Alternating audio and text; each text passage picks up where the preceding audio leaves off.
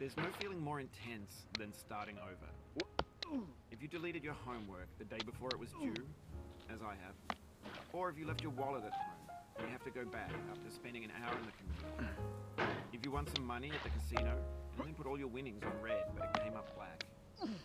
If you got your best shirt dry cleaned before a wedding and then immediately dropped food on it. If you won an argument with a friend and then later discovered that they just returned to their original view. Starting over is harder than starting up. If you're not ready for that, like if you've already had a bad day, then what you're about to go through might be too much. Feel free to go away and come back. I'll be here. Alright, thanks for coming with me on this trip. I'll understand if you have to take a break at any point. Just find a safe place to stop with the game. Don't worry, I'll save your progress, always. Even your mistakes. This game is a homage to a free game that came out in 2002 titled Sexy Hiking. The author of that game was Jazuo, a mysterious Czech designer who was known at the time as the father of B games.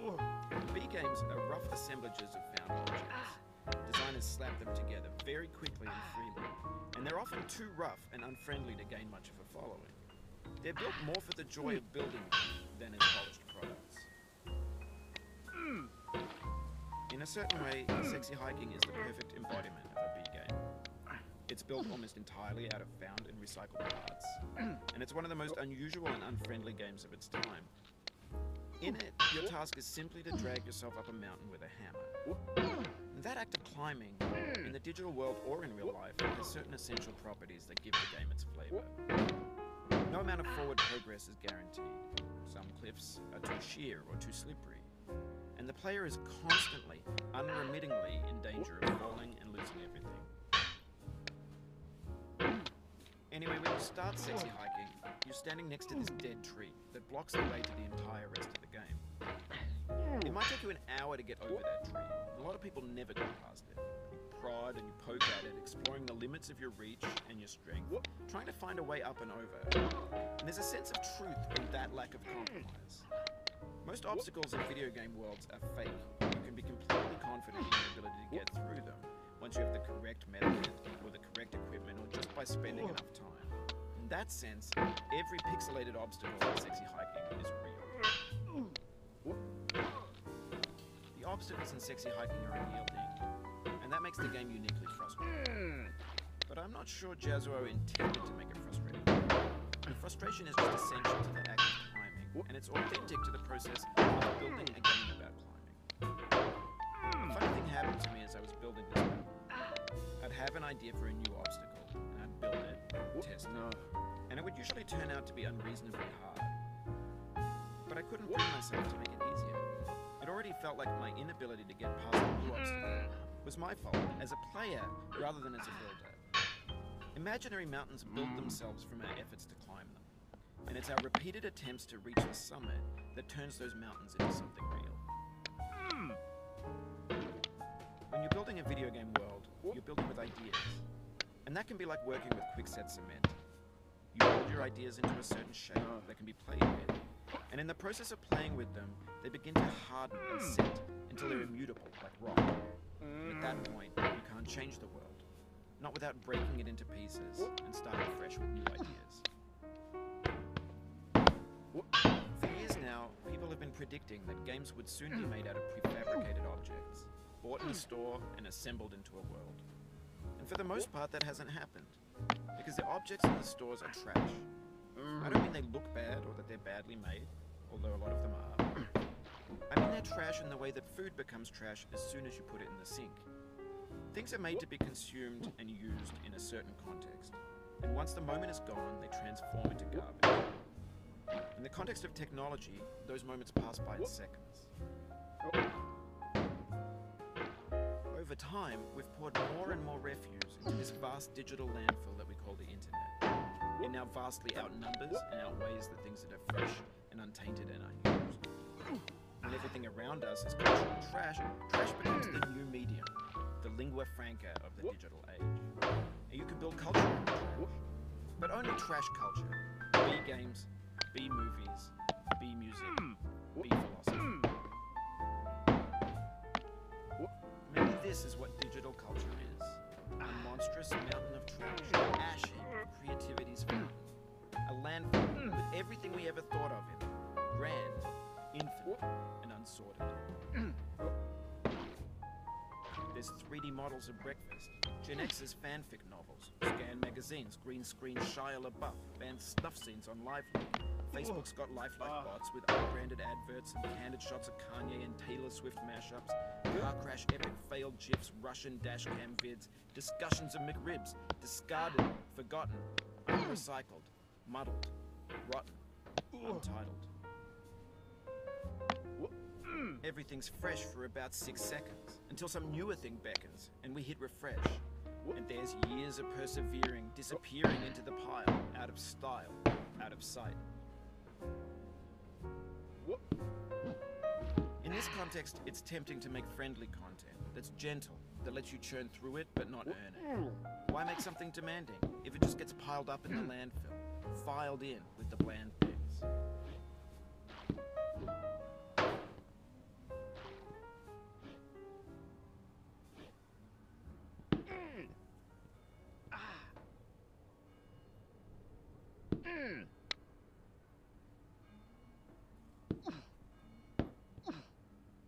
Oh, you just lost a lot of progress. That's a deep frustration, a real punch in the gut.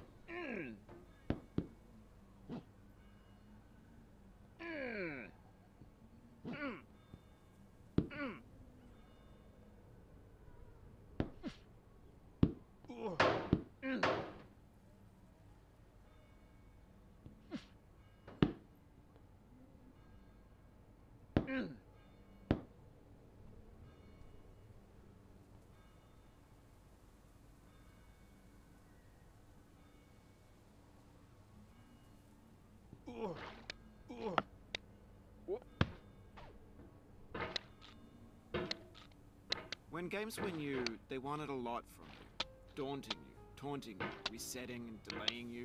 Players played stoically. Now everyone's turned off by that. They want to burn through it quickly. A quick fix for the fickle. Some tricks for the clicks of the feckless. But that's not you. You're an acrobat. You could swallow a baseball bat.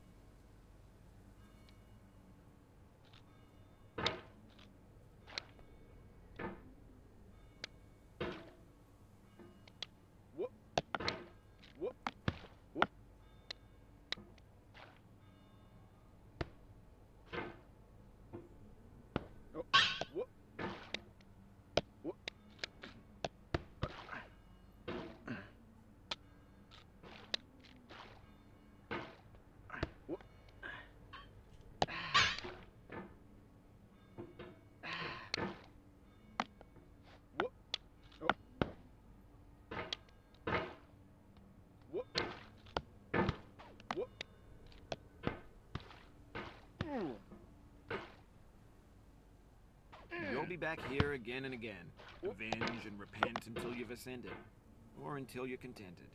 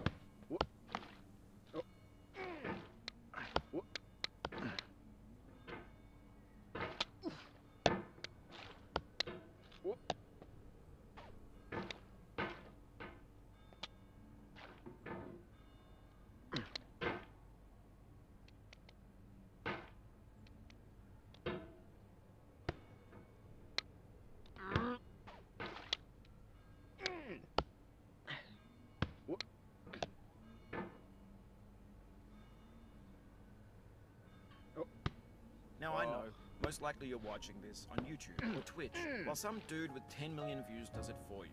Like a baby bird being fed chewed up food. That's culture too.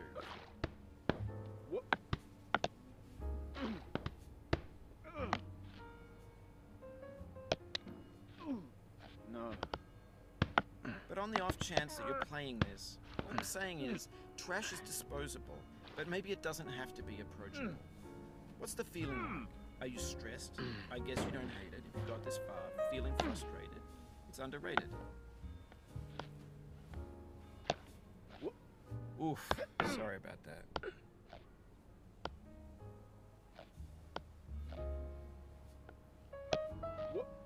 Oh, it happened again. Keep on trying, don't let it get to you.